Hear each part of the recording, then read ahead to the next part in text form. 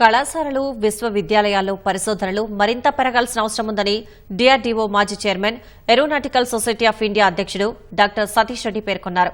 రక్షణ రంగంలో అంకుర సంస్థలకు మెరుగైన అవకాశాలు ఉన్నాయన్న ఆయన ఇందుకోసం కేంద్ర ప్రభుత్వం సైతం సహకరిస్తుందని తెలిపారు. ఆత్మనిర్భర్ భారత్లో భాగంగా ఇప్పటికే రక్షణ రంగంలో భారత్ గణనీయమైన వృద్ధిని సాధించిందని వెల్లడించారు. మరిన్ని విశేషాలను డాక్టర్ సతీష్ రెడ్డితో మా ప్రతినిధి రమ్య ముఖాముఖిలో చూద్దాం.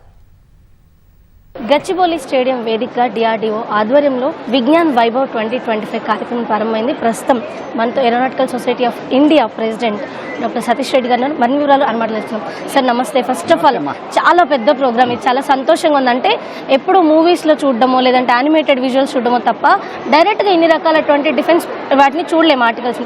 సో చాలా సంతోషంగా ఉంది. అసలు ఈ ప్రోగ్రామ్ని ఇలా అరేంజ్ చేయడానికి ఫస్ట్ రీజన్ ఏంటి? హైదరాబాద్లో ఉండేటువంటి రకరకాల కళాశాలకి విశ్వవిద్యాలయాలకు పోతూ ఉంటాను. విద్యార్థులతో అప్పుడప్పుడు సమ్మేళనం చేస్తుంటాం. 5,000 మంది 8,000 మందితో కూడా సమ్మేళనాలు చేశాం. ఇక్కడ ఉన్నటువంటి విద్యార్థుల్లో ఉండేటువంటి ఆసక్తి జిజ్ఞాసను చూశాను. సైన్స్ డే వచ్చేటువంటి సందర్భంగా వీళ్ళందరినీ కూడా ఒక దగ్గరికి తీసుకుని వచ్చి అక్కడ ఒక పెద్ద ఎగ్జిబిషన్ ఏర్పాటు చేసి గొప్ప వ్యక్తులను తీసుకుని వచ్చి ఇవన్నీ చూపించి వాళ్ళ యొక్క మార్గదర్శనం ఇప్పిస్తే వీళ్ళలో ఎక్కడ లేనటువంటి ఒక ఇంట్రెస్ట్, ఇన్స్పిరేషన్ వస్తుందని చెప్పి అనుకొని గత 2.5 నెలగా ఈ కార్యక్రమం మీద పనిచేయడం జరిగింది. Aeronautical society of India, defence research and development organisation, Kalam institute of youth excellence ముగ్గురు కలిసి ఈ కార్యక్రమం చేయడం జరిగింది. సివి రామన్ గారి discovery, scattering of light, Raman effect గురించి 1928లో ఫిబ్రవరి 28వ తారీఖు జరిగింది. అందుకని నేషనల్ సైన్స్ డే జరుగుతాం.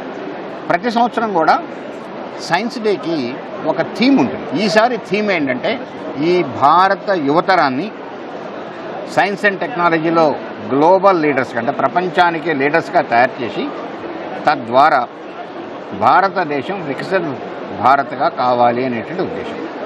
అందుకని ఇంతమందిని యువతను కలిపి డిఆర్డీఓ వారి ద్వారా వాళ్ళ చాలా డిఆర్డీఓలో ఉండేటువంటి మిసైల్స్, ట్యాంక్స్, గన్స్ అన్నీ తీసుకుని వచ్చి, అలానే ఈరోజు మనం ఇప్పుడు బీడీఎల్లో చూస్తున్నాం, ఎన్నో రకాల క్షిపణులు ఉన్నాయి, ఎన్నో రకాల వస్తువులు. అంటే రకరకాల industries, Bharat electronics limited, Hindustan aeronautics limited, లేకపోతే ఇక్కడ ఉన్నటువంటి హైదరాబాద్లో ఉన్నటువంటి పెద్ద పెద్ద ఇండస్ట్రీస్, సోలార్, వెమ్, అనంత టెక్నాలజీ, జిటాటెక్, ఇలాంటి వాళ్ళందరూ కూడా ఇక్కడ రకరకాల పెట్టారు. ఇవి చూసేటువంటి అవకాశం నార్మల్గా మన యువతకు దొరకదు. ల్యాబ్లోకి పోవడం, పర్మిషన్స్ తీసుకోవడం కుదరదు. ఏదో పోయినా కూడా కొద్దిమంది పోతారు. అసలు యువత ఎంత గొప్ప రెస్పాన్స్ ఇచ్చిందంటే మీరు చెప్పినట్టుగా ఇంత పెద్ద ప్రోగ్రాం, దాదాపు 35,000 మంది విద్యార్థులు ఇవన్నీ చూస్తున్నారు. ఇవి చూసే అవకాశం ఇప్పుడు కలుగుతుంది. దీంతో ఎంత ప్రేరణ వస్తుంది, ఎంత ఇన్స్పిరేషన్ వస్తుంది, ఇది ఉద్దేశం. సార్ అయితే మనం లాస్ట్ 10 years నుంచి చూస్తే ఆత్మనిర్భర్ భారత్ పేరుతోటి సొంతంగా అన్ని తయారు చేసే లక్ష్యం వైపు వెళ్తున్నాం. అది డిఫెన్స్ రంగంలో కూడా ఎక్కువగా ఫోకస్ చేస్తున్నాం. సో ఈ దశాబ్ద కాలంలో మనం సాధించిన పురోగతి గురించి మీరేమంటారు? మనం గత 10 సంవత్సరాల్లో చాలా కొత్త ఆవిష్కరణలు చేశాం, చాలా కొత్త సిస్టమ్స్ డెవలప్ చేశాం. ఇదివరకు భారతదేశం విపరీతంగా దిగుమతులు చేసుకునేది. ఈరోజు మనం చాలా విషయాలు మనం సొంతంగా తయారు చేసుకోవాలి. మిసైల్స్, అన్ని రకాల క్షిపణులు మనం చేస్తున్నాం. ఈరోజు అన్ని రకాల క్షిపణులు ప్రపంచంలో ఉన్న ప్రతి దేశం దగ్గర ఉన్నటువంటి అవసరమైనటువంటి ప్రతి క్షిపణిని భారతదేశం డెవలప్ చేసుకుంది, లేకుంటే డెవలప్ చేస్తుంది. అందుకనే ఆర్మ్డ్ ఫోర్సెస్లో ఈరోజు ఇండిజినస్ కంటెంట్ దాదాపు 65% మనం అంతగా దిగుమతులు చేసుకునే వాళ్ళం ఎగుమతులు చేస్తున్నాం. పోయిన సంవత్సరం 21,000 కోట్ల డిఫెన్స్ ఎక్విప్మెంట్ని ఎగుమతి చేశాం. సార్ అయితే మన ఏ రంగం అయినా సరే, మన శాస్త్ర సాంకేతిక రంగాలకు సంబంధించి చూస్తే అభివృద్ధి ఎంత ముఖ్యమో దాంతో యూత్ని ఇన్వాల్వ్ చేయడం కూడా అంతే ముఖ్యం. ఈరోజు ఈ ప్రోగ్రాం ఉద్దేశం కూడా ప్రధానంగా అది. అయితే ఇటీవల కాలంలో మనం చూస్తే సాఫ్ట్వేర్ వైపు చూపించినంత ఆసక్తి ఇటు డిఫెన్స్ రంగం కానివ్వండి, లేదంటే మెకానికల్ విభాగాల్లో కానీ చూపించడం లేదు. మెయిన్గా చూస్తే కోర్ ఇంజనీరింగ్ డిపార్ట్మెంట్స్ అంతా కూడా దాదాపుగా కనుమరుగయ్యే పరిస్థితులు ఉన్నాయి. దీని గురించి మీరేమంటారు?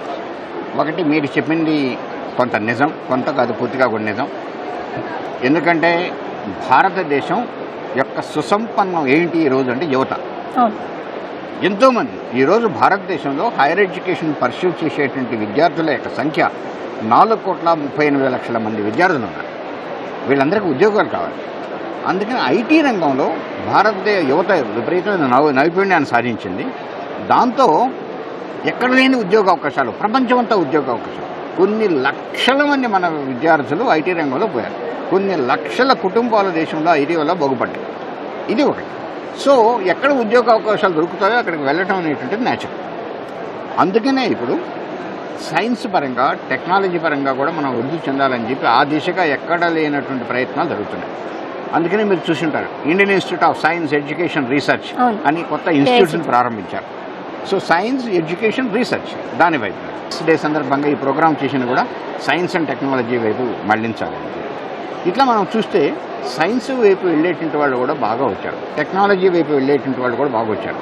మీరు ఈరోజు దేశంలో విపరీతంగా స్టార్టప్స్ వచ్చాయి. అన్ని స్టార్టప్స్ 90% మంది యువతే. 1,62,000 స్టార్టప్స్ వచ్చాయి. దీంట్లో ఒక 10,000, 15,000, 20,000 ఉంటాయి సాఫ్ట్వేర్. అంటే దాదాపు 1,00,000 పైగా మిగతా అన్ని రంగాల్లో ఉంటాయి. సో దాని అర్థం ఏంటి? మిగతా టెక్నాలజీల వైపు కూడా చూడడం మొదలైంది. అందుకని ఇలాంటి సైన్స్ డే సందర్భంగా ఇట్లాంటి టెక్నాలజీ డెమాన్స్ట్రేషన్ ప్రోగ్రామ్ చేస్తే దీనివైపు మరింతగా యువత ఆకర్షితులై మరింతగా సైన్స్ అండ్ టెక్నాలజీలో కొత్త ఆవిష్కరణలు తీసుకుని వచ్చి ఉత్ప్రేరణ పొంది అవి భారతదేశాన్ని ప్రపంచ స్థాయిలో చాలా ఎత్తులో నిలబెడతాయని ఆశ. సరే, అయితే ఆవిష్కరణలు చేయాలన్న ఆలోచన ఉన్నా కూడా దానికి కావాల్సిన సహకారం కానివ్వండి, మెంటర్షిప్ కానీ చాలా మందికి దొరకదు. ఇప్పుడు ఈ వేదికగా మనం అలాంటిది ఏమన్నా అందిస్తున్నామా? ఈరోజు ఎవరైనా కూడా ఇలాంటి స్టార్టప్స్ ఇవన్నీ చేయాలంటే మీరు చెప్పినట్టుగా వాళ్ళకి కావాల్సింది ఒకటి ధన సహాయం, ఫండింగ్ కావాలి, మెంటర్షిప్ కావాలి, గైడెన్స్. ఇది మొదలుపెట్టడం అందరం చేస్తున్నాం. మొదలుపెట్టాం. ఫండింగ్ కోసం ప్రభుత్వం దగ్గర నుంచి చాలా స్కీమ్స్ వచ్చాయి.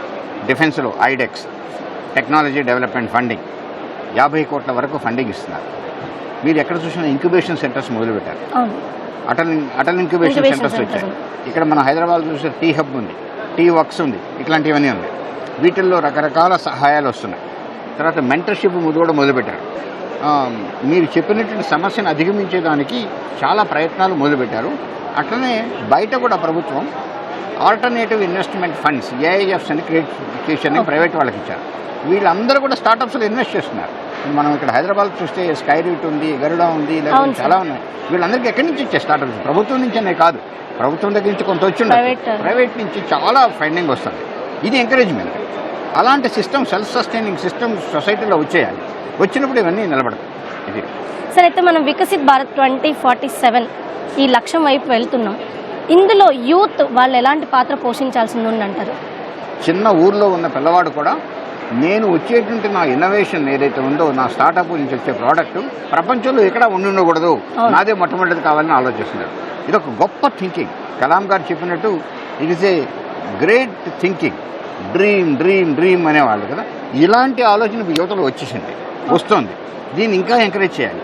వాళ్ళని సరిగ్గా మీరు ఇందరికీ చెప్పినట్టుగా చాలా మంచి పాయింట్ చెప్పినట్టుగా మెంటరింగ్ ఇవ్వటం, గైడెన్స్ ఇవ్వటం, సరైన సపోర్ట్ ఇవ్వటం, వాళ్ళు ఎక్కడ స్ట్రెస్ ఫీల్ కాకుండా నిరాశ నిస్పృహలకు పోకుండా ఉండే విధంగా మనం సహాయం అందించాలి. ఇది ముఖ్యం. సరే, అయితే మీరు చెప్పినట్టుగా విద్యార్థులకి ఇవి అందించడం బయట నుంచి ఒక ఎత్తు అయితే, విద్యా సంస్థల్లోనే అంటే మన పెద్ద పెద్ద యూనివర్సిటీస్ కానివ్వండి, విశ్వవిద్యాలయాలు కానివ్వండి, టెక్నాలజికల్ ఇన్స్టిట్యూషన్స్ కానివ్వండి, వాటిల్లో రీసెర్చ్కి సంబంధించి ఇటీవల కొంచెం తగ్గుముఖం పట్టినట్టుగా కూడా కనిపిస్తుంది. అక్కడ ఈ రంగాలకు సంబంధించి రీసెర్చ్ కానివ్వండి వాటిని ఎంకరేజ్ చేయాల్సిన అవసరం ఏ మేరకు ఉందంట? ఇది చాలా ఉందమ్మా ఈవేళ. అందుకనే ఈనాడులో నేను రాసినటువంటి ఆర్టికల్లో కూడా ఇదే విషయం ప్రస్తావించాను. ఏవైతే మంచి మంచి ఇన్స్టిట్యూట్స్ ఉన్నాయో, ఇండియన్ ఇన్స్టిట్యూట్ ఆఫ్ టెక్నాలజీస్, వీటిల్లో ఇవన్నీ వచ్చాయి. రీసెర్చ్ పార్క్స్ అని, ఇన్నోవేషన్ సెంటర్స్ అని, లేకుంటే ఇంక్యుబేషన్ సెంటర్స్ అని ఇవన్నీ వచ్చాయి. ఇవి మిగతా విశ్వవిద్యాలయాలకు కూడా విస్తరించాల్సిన అవసరం ఉంది. వాటికి ఆ విశ్వవిద్యాలయాలకు కావాల్సిన ఫండింగ్ ఇవ్వాల్సిన అవసరం ఉంది. లేకుంటే అక్కడ పనిచేసి అక్కడ చదువుకొని పోయినటువంటి పూర్వ విద్యార్థులు ఆ యూనివర్సిటీస్కి సహాయం చేసి అక్కడ ఇంక్యుబేషన్ సెంటరో రీసెర్చ్ పార్కో పెట్టడం చాలా అవసరం. వీలైతే యూనివర్సిటీలో ఒక ఫండ్ క్రియేట్ చేసి కూడా ఆ ఫండ్ ద్వారా స్టార్టప్స్కి కొంత చిన్న చిన్న ఫండింగ్ ఇచ్చి సపోర్ట్ చేయడం కూడా అవసరం. ఇవి ఒక ఐఐటీస్లోనే కాకుండా మిగతా ఇన్స్టిట్యూట్స్లో, మిగతా యూనివర్సిటీలో జరగటం చెప్పినప్పుడు విపరీతమైనటువంటి విస్తరణ జరుగుతుంది. సార్, చివరిగా ఏదైతే ఇప్పుడు మనం విజ్ఞాన్ వైభవ్ 2025 చూస్తున్నామో, సో విద్యార్థులకు ఈ సందర్భంగా అదేవిధంగా తల్లిదండ్రులకు మీరేం చెప్తారు? దీంట్లో పార్టిసిపేట్ చేయడం వల్ల స్టూడెంట్స్ ఏం నేర్చుకోగలరంటారు? ఒకటి, హైదరాబాద్ లేదంటే చుట్టుపక్కల ఉన్నటువంటి వాళ్ళు, లేకుంటే తెలంగాణ ప్రాంతంలో ఉన్నటువంటి ప్రతి విద్యార్థి ఈ 3 రోజుల్లో వచ్చి ఇక్కడ ప్రదర్శించినటువంటి ఒక టెక్నాలజీస్ లేకుంటే విజ్ఞానానికి సంబంధించిన వైభవాన్ని చూడాలి. భారతదేశం కూడా ఇన్ని గొప్ప విషయాలు చేసింది, ఇంత గొప్పగా చేయగలిగేటువంటి సామర్థ్యం మన దగ్గర ఉంది అని చెప్పి వాళ్ళు తెలుసుకోవాలి. వాళ్ళ తల్లిదండ్రులు కూడా రావాలి, వాళ్ళతో పాటు వాళ్ళు కూడా చూడాలి. వాళ్ళందరిలో మనలో భారతదేశంలో ఉండేటువంటి యువతలో, భారత ప్రజల్లో ఇవన్నీ చూసి ఆత్మస్థైర్యం రావాలి. ఇది చూసి వాళ్ళందరూ కూడా మేము కూడా ఎలాంటివి చేయాలి, మేము కూడా ఒక ఇన్నోవేషన్ తీసుకురావాలి, నేను కూడా ఏదో ఒక గొప్ప విషయాన్ని చెయ్యాలి అని చెప్పి ఫీల్ కావాలి. ఇక్కడ ఉన్నటువంటి సందర్భంలో ఇక్కడ ఉన్నటువంటి ఈ డిస్ప్లే చేసినటువంటి ఇండస్ట్రీస్తో సంబంధాలు పెట్టుకోవాలి, డిఆర్డీఓతో సంబంధాలు పెట్టుకోవాలి. అప్పుడప్పుడు అక్కడికి పోయి వాళ్ళతో కనెక్షన్ చేసుకోవాలి. వీలైతే అక్కడ ప్రాజెక్టులు చేయాలి. తద్వారా డిఆర్డీఓలోనో ఇండస్ట్రీస్లోనో పనిచేయాలి. లేదంటే వాళ్ళు వీళ్ళతో కలిసి కానీ విడిగా కానీ కొత్త కొత్త ఇన్నోవేషన్స్ తీసుకురావాలి. ఇది ఉద్దేశం, వీళ్ళందరూ రావాల్సింది. Thank you sir, thank you so much. ధన్యవాదాలు. సో మీరు ఎప్పుడు చూడండి ఎక్కడా కనపడినటువంటి శాస్త్ర సాంకేతిక రంగాల్లో భారత్ సాధించినటువంటి వృద్ధిని మీరు ఇక్కడ కళ్ళారా చూడడమే కాదు, భవిష్యత్తులో డిఫెన్స్ రంగం కానీ ఏరోస్పేస్ విభాగాల్లో కానీ మీరు ఏదైనా చేయాలి అనుకుంటే, అంటే స్టార్టప్స్ కానివ్వండి, ఉద్యోగాలు కానివ్వండి, వాటికి సంబంధించిన విజ్ఞానాన్ని మీరు ఇక్కడ పొందే అవకాశం ఉంటుంది. కాబట్టి విద్యార్థులు అదేవిధంగా తల్లిదండ్రులు తప్పనిసరిగా ఈ విజ్ఞాన్ వైభవ్ 2025 కార్యక్రమానికి ఖచ్చితంగా విచ్చేసి ప్రదర్శనలో పాల్గొనాలని కోరుతున్నారు doctor Satish Reddy. Camera person చిరంజీవితో రమ్య, ఈటీవీ న్యూస్, హైదరాబాద్.